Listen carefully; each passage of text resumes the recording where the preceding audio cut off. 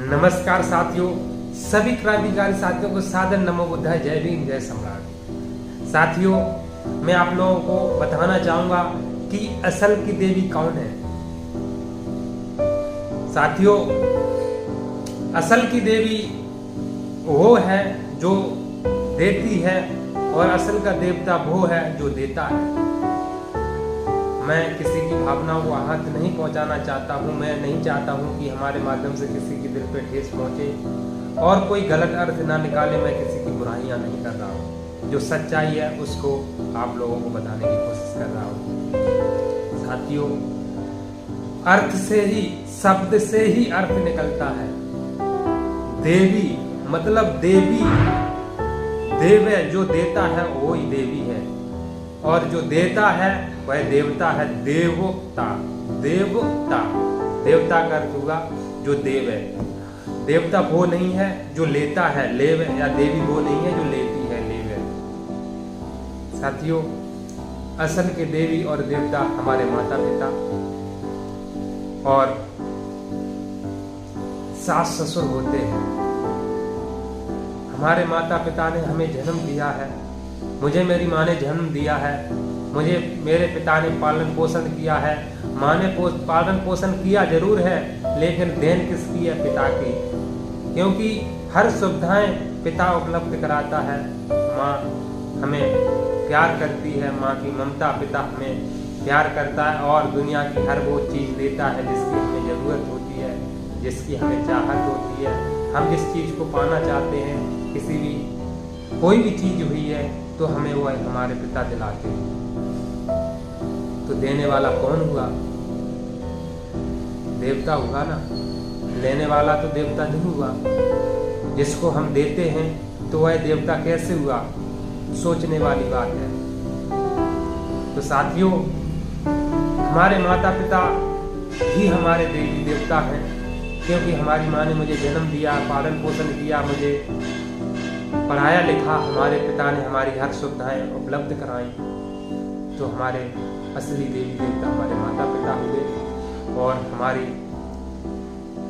बहनों, हमारी जो लड़कियां हैं, जब उनकी शादी होती है, उनके लिए माता पिता तो हैं ही, उनके लिए उनके सास ससुर भी देवी देवता है। वो कैसे हैं? वो ऐसे हैं कि जब शादी होती है, जो उनको वर मिलता है, जो लड़का मिलता है, दूल्हा मिलता है, वो खुशी देन है उनके सास ससुर की। उनको जो उनका पति मिला है वह उनके सास ससुर की देन है। उनके सास ससुर ने उनको जन्म दिया है, तब उनको आप अच्छा खासा पति मिला है। और यही नहीं,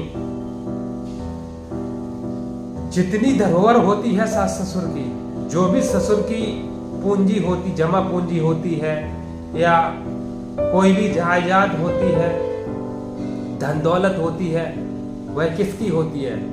हमारी, यानी कि लड़के की और उसकी वाइफ की, हस्बैंड वाइफ की तो हुई।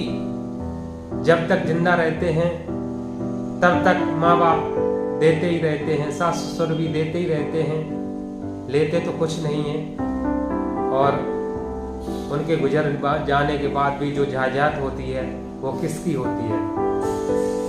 लड़के की होती है, बच्चों की होती है। तो असल में देवी देवता कौन है? सोचना और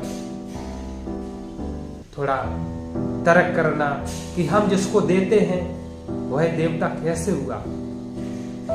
छोटी सी बात है, जैसे हम हलवा पूड़ी या कोई भी लड्डू पेड़े प्रसाद या धूप बत्ती, कोई भी XYZ किसी को देते हैं, चढ़ाते हैं, तो रुपया पैसा भी चढ़ाते हैं, देते हैं किसी को भी, तो वह देवता कैसे हुआ? हम अगर किसी को कोई चीज देते हैं तो वो अगला व्यक्ति देवता कैसे हुआ? वो तो लेवता हुआ ना। अगर हमने किसी से कोई चीज ली है तो हम लेने वाले हुए ना, देने वाले तो नहीं हुए। देने वाला वह है जिसने मुझे कोई चीज दी है। साथियों, गलत ना सोचे और अपने माता पिता और सास ससुर की पूजा करें। अगर आप सोचो, अगर किसी समय आपको कोई भी दिक्कत परेशानी आई या कोई भी बीमारी आई तो आपकी सेवा कौन करता है, आपका इलाज कौन कराता है? जिसको आप चढ़ाते हैं रुपया पैसा, लड्डू पेड़ा, हलवा पूड़ी, कुछ भी आदि चीजें चढ़ाते, क्या आपकी सेवा करता नहीं, आपका इलाज कराता नहीं? अगर आपको दिक्कत परेशानी हुई तो आपको हॉस्पिटल ही जाना पड़ेगा। अगर आपको साथ किसी ने लड़ाई दंगा किया, मारपीट की, तो आपको हॉस्पिटल, आपको थाने जाना पड़ेगा। अगर आपको कोई केस लगा तो आपको कचहरी जाना पड़ेगा। तो इसलिए साथियों, सोचें और समझें, विचार करें कि असली देवी देवता कौन है। इसी के साथ नमो बुद्धाय।